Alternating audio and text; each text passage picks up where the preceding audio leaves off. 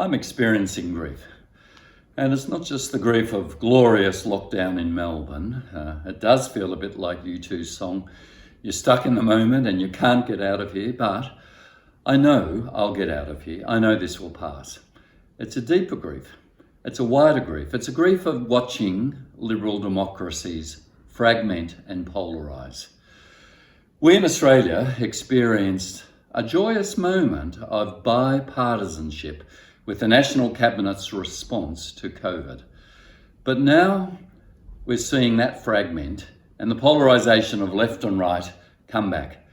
The polarisation that you see between those who are on Fairfax or ABC's version of Australia versus those who read the Murdoch press.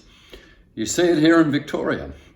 Those who believe Dan Andrews made mistakes, but he is listening to the health experts, and though it's costly, we are suppressing the virus, versus those who call him Dictator Dan, running the communist state of Danistan that has suppressed our fundamental liberties. Polarisation. We see some of that polarisation on the national level. How will we set a climate change target and get there? But I was really struck watching Q&A on Monday night this week about the polarisation in America. There were Americans living in Australia utterly polarised.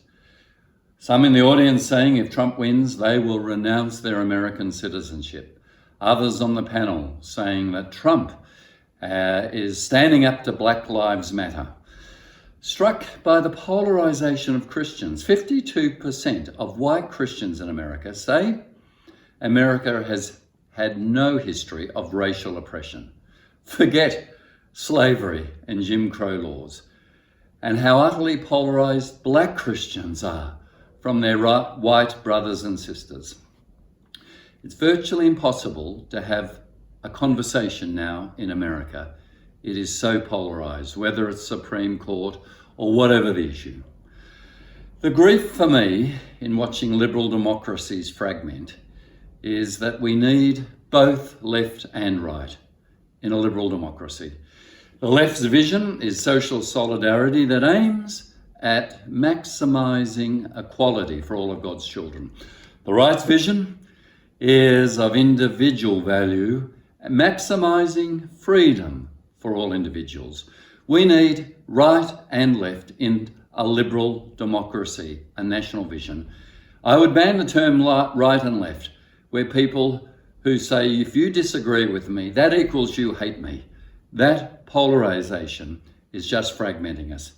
Please, God, save us.